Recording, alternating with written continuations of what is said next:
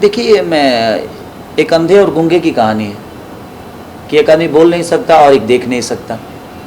अब उसमें एक लव ट्रेंगल है कि उसकी आवाज़ हम सुन नहीं सकते और उसकी आवाज़ तो हम सुन सकते हैं लेकिन वो बोल नहीं सकता।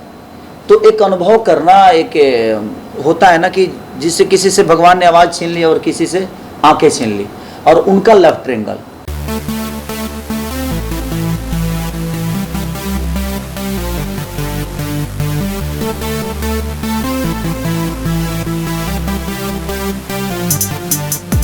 सबसे पहले तो इस चैनल के देखने वाले जितने भी श्रोता हैं सबको प्रणाम। और मेरे नैना तेरे नैना मेरे जॉनर से हटकी सिनेमा है, क्योंकि इनका एक अलग टैकिंग है, इनकी अपनी सोच है और मुझे इनकी सोच पे पूरा भरोसा भी है, क्योंकि एक स्ट्रॉन्ग आदमी है ये, चाहे वो म्यूजिक के मामले में हो या कहानी के मामले में हो या अपने कैरेक्टरों को कैसे दिखाना है, सजाना है। तो जब एक अच्छा टेक्नीशियन मिलता है तो हमें भी खुशी मिलती है कि चलो हम एक बेहतर आदमी के हाथों में।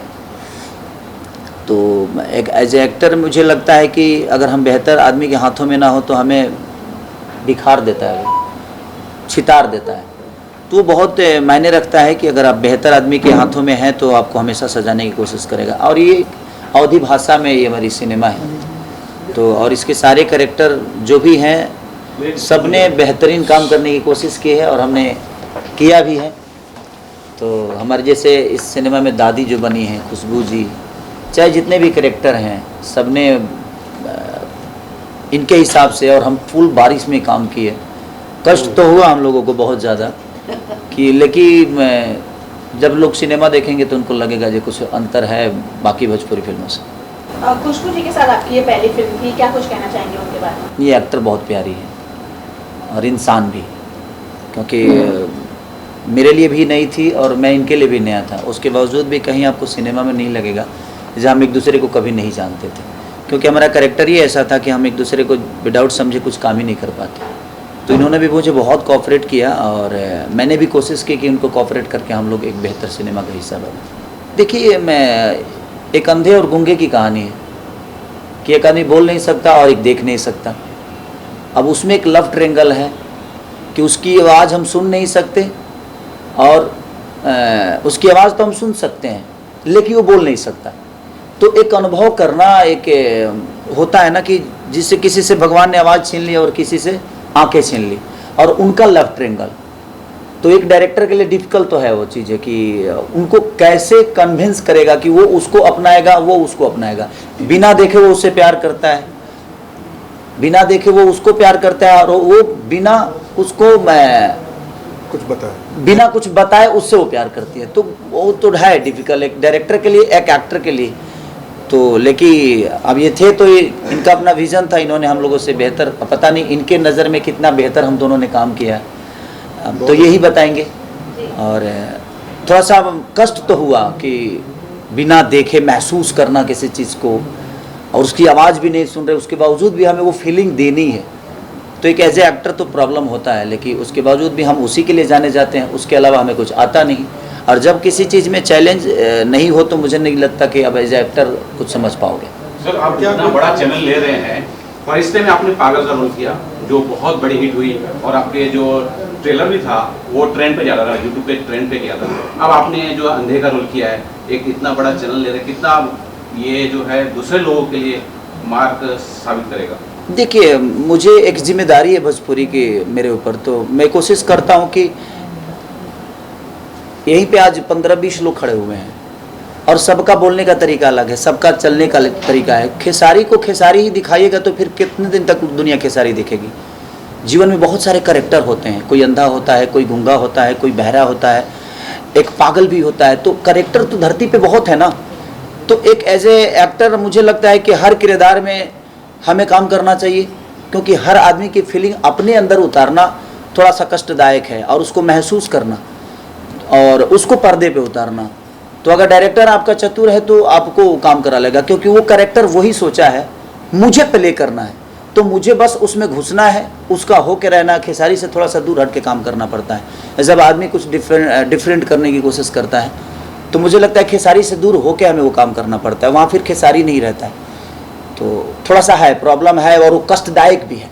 सर एक चीज़ और ये देख रहा हूँ मैं, आपने अगली अगली जो एक पिक्चर जो अपनी बकरी का आपने दिखाया, अभी इसमें कुत्ता है जिसे आप प्यार कर रहे हैं और दिखा रहे हैं, आप एनिमल लवर टाइप के कुछ एक क्रिएट करते जा रहे हैं। मैं बचपन से भैंस चराया हूँ ना भैंस और गाय भैंस भी दिखेगी कोई फिल्म आए भैंस भी दिखेगी। भैंस वाली आई थी देखिए एक जब भैंस। हम बकरी से प्यार कर सकते हैं तो भाई से नहीं करेंगे, काहे नहीं करेंगे? वो भी तो धरती पर रहने वाला जी। देखिए एज ए एक्टर मुझे लगता है ना कि दुनिया में हर चीज़ ट्राई करना चाहिए।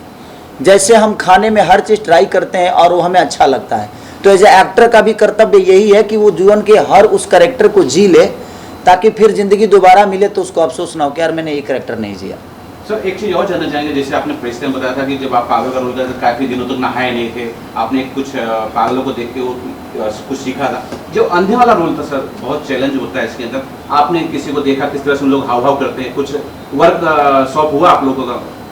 देखिए मुझे लगता है कि मैं भी अपने जीवन में मैं 18-17 साल तो मैं अपने गांव पे ही रहा, तो बहुत सारे अंधों को देखा है और मैं रोड पे चलते हुए भी उन लोगों को महसूस करता हूँ, ऐसा नहीं कि नहीं करता। तो देख के आदमी महसूस तो कर ही लेता है। एज ए एक्टर मुझे लगता है कि अगर मैं चीज़ों को समझता हूँ तो मुझे समझने में ज़्यादा टाइम नहीं लगेगा।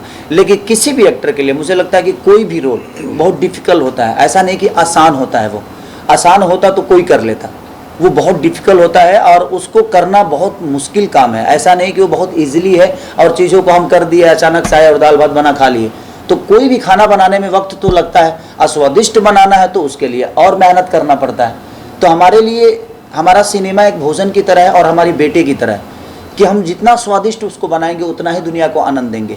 अपने बेटे की परवरिश जितनी बेहतर करेंगे उतना ही एक देश को या तो हम अच्छा नागरिक दे पाएंगे, या अच्छा सैनिक दे पाएंगे, या अच्छा क्रिकेटर दे पाएंगे, अच्छा डॉक्टर दे पाएंगे।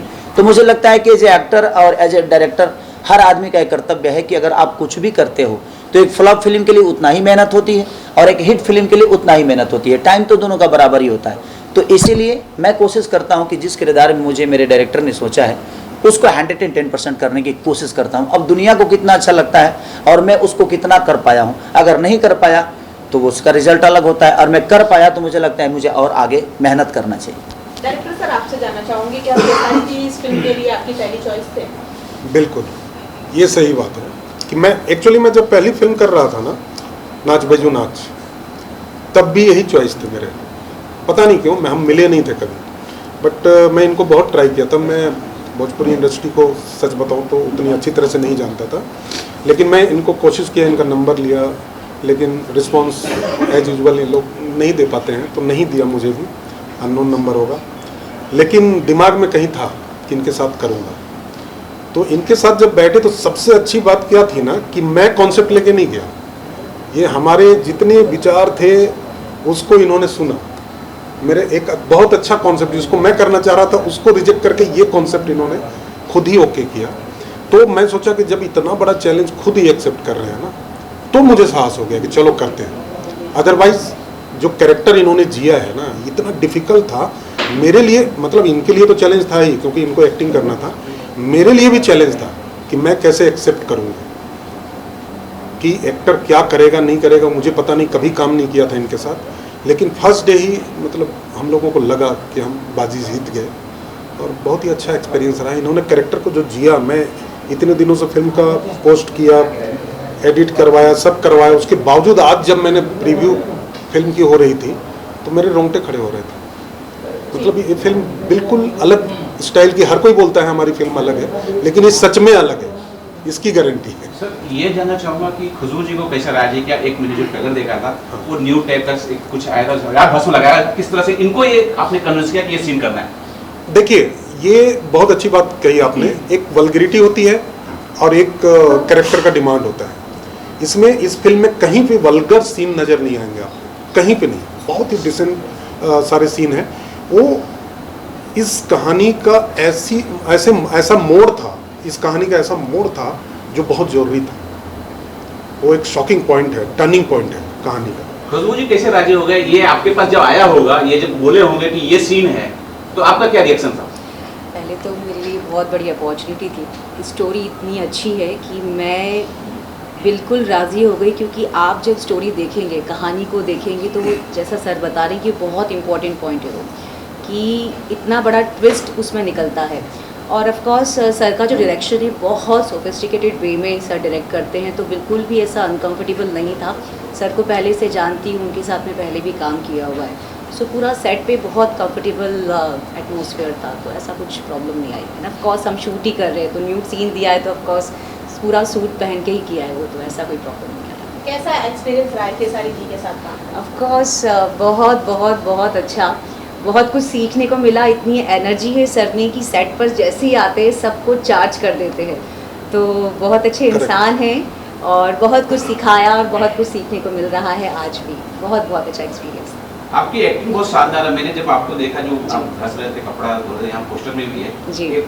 अपने आंखों से जो तीर चलाया, जो ऐसा कातिल कर दिया, एक मदहोश कर दिया है, बहुत शानदार वो जो है सीन है। जी, क्या thank you so much.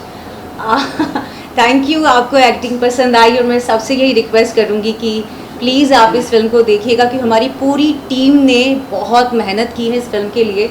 Story बहुत एक्चुअली बहुत डिफरेंट स्टोरी है और आप लोग देखेंगे तो कुछ नया देखने को मिलेगा। सो प्लीज़ प्लीज़ प्लीज़ आप ये फिल्म ज़रूर देखिएगा। हमारे साथ खेसारी जी तो हैं ही, खुशबू, लेकिन नीना चीमा जी हैं, बहुत ही सीनियर एक्ट्रेस हैं, काफ़ी फिल्मों में और सीरियल में आप लोगों ने देखा होगा। इन्होंने बहुत ही इम्पोर्टेंट रोल किया है इसमें। अगर आपको फिल्म देखने का मौका मिले तो आप ज़रूर इनके कैरेक्टर के बारे में देखिए। और इसके अलावा गेस्ट अपीयरेंस में रवि भाटिया भी है, जो जोधा अकबर में सलीम के रोल में काफ़ी फेमस हुआ था। और बस ज़्यादा कैरेक्टर नहीं है, लेकिन सबका इम्पोर्टेंस अच्छा है। किसी भी फिल्म को हिट या फ्लॉप करने के लिए म्यूजिक का बड़ा अहम रोल होता है। इसमें के म्यूजिक के बारे में जानना चाहेंगे। इसमें म्यूजिक आपको कुछ अच्छा ही मिलेगा डेफिनेटली। और इन्होंने जो 2 गाने गाए हैं वो भी आपको अलग तरीके के, खेसारी लाल यादव की अलग तरीके गाए हुए गाने मिलेंगे आपको, मतलब कुछ डिफरेंस मिलेगा और कुछ चेंज ओवर मिलेगा इस फिल्म को देखने के बाद। और म्यूजिक नो डाउट मैं कहूँगा कि सबको एक बार सुनना चाहिए। कितने गाने हैं कुल? टोटल 7 गाने। और एक चीज़ जो इंटरेस्टिंग बात आपने बोला ना कि बॉडी बनाया आपने, बहुत मेहनत से बनाया। मैं डरा हुआ था क्योंकि इनका पहला दिन पहला शॉट शर्टलेस था। सर खूब दिखाया आपने बॉडी। हाँ, नहीं जरूरी थी, वो जरूरी भी था। तो होता क्या है कि मतलब हम लोग कितने महीनों से ये तैयारी कर रहे थे और ये बुलाते थे मुझे जिम में, सर आके देखिए जरा, तो मैं जाता था, मैं बोले अरे रेडी है चलिए शूट करते हैं। और तुरंत 2 दिन बाद जाके शूट किया था हम लोगों ने। वही लगातार हम डे नाइट सिर्फ एड्स के लिए किया। हाँ, और हाईलाइट ये है कि हर जगह जिम ढूंढे हो। वज्रेश्वरी यहाँ से 55 किलोमीटर दूर है, बहुत डेवलप इलाका नहीं है, वहाँ भी एक जिम ढूंढा गया इनके लिए। और ये देखिए एक्टर क्या होता है, लेट सोना, सुबह लेट उठना, लेकिन ये सुबह जाके जिम करके फिर सेट पे आते थे। ये डिसिप्लिन ना, ये हर एक्टर में होना चाहिए, तो डायरेक्टर खुश हो जाता है अपने आप। देखिए हाँ, कम दिनों में भी बनाया जा सकता है फिल्म। लोग मुझे बोलते हैं कि इतने कम दिनों में कैसे बना लेते हो आप, यही रीजन है, डिसिप्लिन। सर एक चीज़ और मैंने उसमें देखा है कि टोना टटका भी आप दिखा रहे हैं, और मैं ये भी जानना चाहता हूँ कि इस कुत्ते का अहम रोल, मुझे लगता है कि एक अहम रोल है, तो वो भी बताइए कि सर क्या रोल। देखिए तंत्र मंत्र जो है ना, आज भी हमारे समाज में बहुत ही घातक सिद्ध होता है, तो उसको दिखाया है हम लोगों ने। इंटरेस्टिंग सीन्स हैं कुछ उसके, लेकिन देखिए कैरेक्टर इंटरेस्टिंग होता है लेकिन समाज के लिए घातक होता है। वो आपको फिल्म में भी दिखेगा कि कैसे झूठ बोल के रितु शर्मा, जिन्होंने NSD की सीनियर एक्ट्रेस है, वो भी उन्होंने तांत्रिक का रोल किया है। बट क्या होता है, तंत्र मंत्र हमेशा नुकसान ही देता है, ये फिल्म में भी दिखेगा। आपके सर बगल में जो है, आप ये हमारे कंपनी के CEO हैं मधुकर जी, ये खुद राइटर भी हैं। भोजपुरी फिल्मों का जो सफ़र था, विदेशिया, गंगा मैया तो पेरी चढ़े गो, या अवधि की आप ले लीजिए, बाकी की जो फिल्में थी नदिया के पार, तो ये सफ़र कहीं भटक गया था। उसके बाद भोजपुरी को वो इज्जत नहीं मिली जो मिलनी चाहिए थी। जबकि अगर आप देखें यहाँ पे बॉम्बे में फिल्म इंडस्ट्री में, तो उसी जोग्राफिकल एरिया के सारे ही लोग हैं, राइटर से लेकर डायरेक्टर तक बहुत ज़्यादा लोग हैं, लेकिन कहीं ना कहीं हम लोगों ने वो काम नहीं किया जो हमें करनी चाहिए। तो मैं खुद भोजपुरी भाषी हूँ, तो मुझे लगा कि ये मेरी जिम्मेदारी है कि एक अच्छी फिल्म हम दें। और के सारे ये जो कि इस इंडस्ट्री के लीड एक्टर हैं, वो एक इनकी भी जिम्मेदारी है कि भोजपुरी को हम वो सम्मान दिलाएं जो डिफरेंट मूवी। टोना की बात हुई सर, आप कितना मानते हो टंकर मंत्र टोना वगैरह में?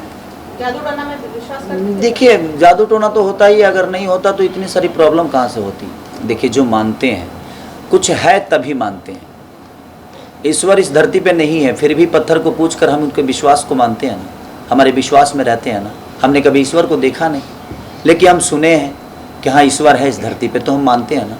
उसी तरह हर वो चीज़ है जिसे दुनिया मानती है, बशर्ते आप उसको अमन कितना करते हैं ये आपके ऊपर निर्भर करता है। तो मानते तो हम भी हैं, ऐसा नहीं कि नहीं मानते हैं, क्योंकि होता है। भूत है तो भाई आदमी डरता क्यों है, अगर नहीं है तो फिर डरता क्यों। तो एक वहम जो है वो कहीं ना कहीं हमारे मन में चीज़ें होती है, और उस सिनेमा में देखने को मिलेगा कि कैसे क्या होता है। और एक ऐसी मोड़ है जहाँ पे सब चीज़ें अच्छी भी होती है।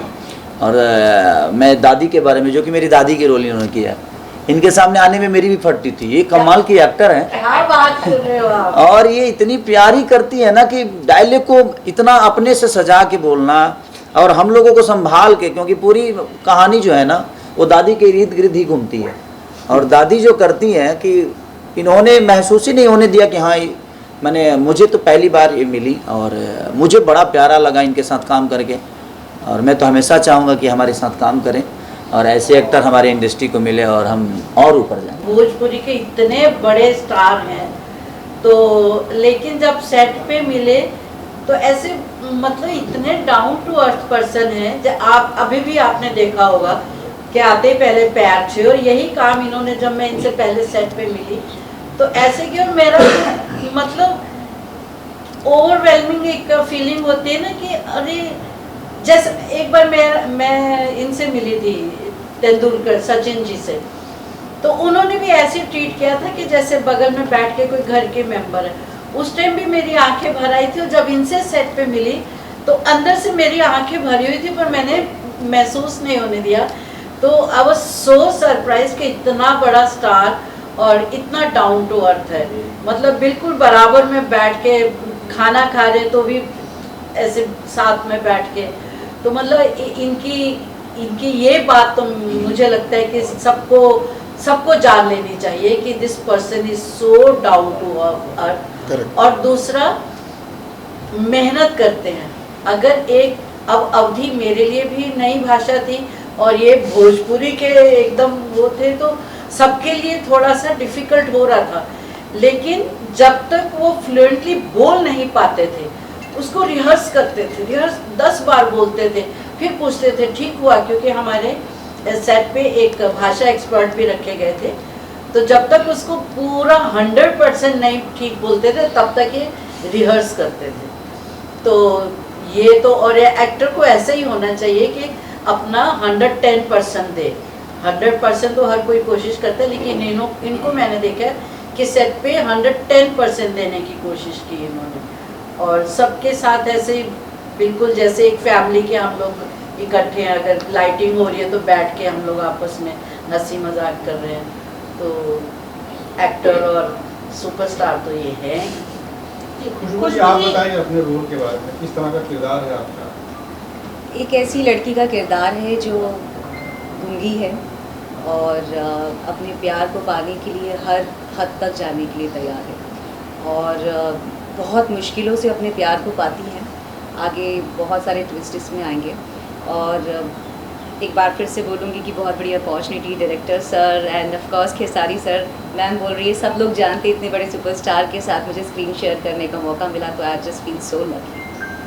खुशबू जी, आपने पहले टीवी शोज किए हैं, हिंदी से आप भोजपुरी में आई हैं, कैसी लगी भोजपुरी फिल्में करना? बहुत अच्छी लगी। मैंने एक और फिल्म इसके पहले की है, नाच बैजू, तो मेरे लिए नया एक्सपीरियंस था, नई भाषा थी और बहुत ही मीठी भाषा है, बोलने में बहुत अच्छा लगता है और बड़ा मज़ा आता है डायलॉग्स बोलने में। एंड मैं एकदम पूरा रट्टा लगा लेती हूँ सारे डायलॉग्स का, कुछ समझ में आता है कुछ समझ में नहीं आता है तो सर से पूछती हूँ। तो बहुत अच्छी लगी मुझे ये भाषा और बहुत अच्छा एक्सपीरियंस रहा भोजपुरी इंडस्ट्री में। खेसारी जी की सबसे अच्छी बात क्या लगी आपको शूट के दौरान? खेसारी जी की शूट के दौरान ये कभी फील नहीं करवाते किसी जूनियर को कि आप नए फ्रेशर हो, कभी भी अपना स्टारडम सर ने नहीं दिखाया। फर्स्ट डे से इतना फ्रेंडली इन्होंने बिहेव किया है कि ऐसा लगा ही नहीं कि किसी सुपरस्टार के साथ हम बैठे हैं। इतने डाउन टू अर्थ है सर कि एकदम कंफर्टेबल कर देते हैं। हाथ जोड़ के निवेदन करना चाहता हूँ कि देखिए, हम हमेशा हर प्रकार की चीज़ों को करते हैं। ये कोई ज़रूरी नहीं है कि ये चीज़ें आपको पसंद भी आएगी, लेकिन अगर एक बार पसंद आ गई ना सर, तो ये मुझे लगता है कि भोजपुरी से और बाकी चीज़ों से हट के ये सिनेमा है। तो हम कोशिश कर रहे हैं कि हर किरदार, आपको ये भी देखना है कि एक अंधा और एक गूंगी, ये कैसे मोहब्बत होती है, तो आप अगर उसको अनुभव करेंगे तो आपके लिए सबसे बेस्ट सिनेमा बन जाएगी।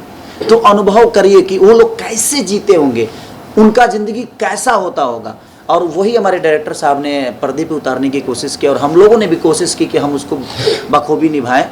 और सर को जब अच्छा लगा तो मुझे लगा जब हमने बेहतर काम किया, लेकिन इनसे ज़्यादा आप सबका राय और आप सबकी मोहब्बत मिलना हम सबके लिए ज़रूरी है, चाहे एज ए एक्टर या एज ए डायरेक्टर या एज ए प्रोड्यूसर जो भी हैं इस सिनेमा से जो जुड़े हैं, सबका एक आशा है आप सबसे, आपका विश्वास है हम सब। तो हम कोशिश किए हैं, बस आप सबको कोशिश करके इसको एक अलग लेवल पे लेके जाना है, ताकि हम हमेशा डिफ़िकल्ट चीज़ों को ही लेकर आप सबके बीच में आए और कोशिश करें कि बेहतर करें। तो ये 2 तारीख को ऑल ओवर इंडिया, 2 जून, हाँ 2 जून को ऑल ओवर इंडिया रिलीज़ हो रही है। तो आप लोग इतना भर भर के प्यार दीजिए और इतना आशीर्वाद दीजिए कि हम ऐसी चीज़ों को हमेशा करने की कोशिश करें और अपने भाषा को साथ साथ अपने आप को भी बढ़ाते हैं।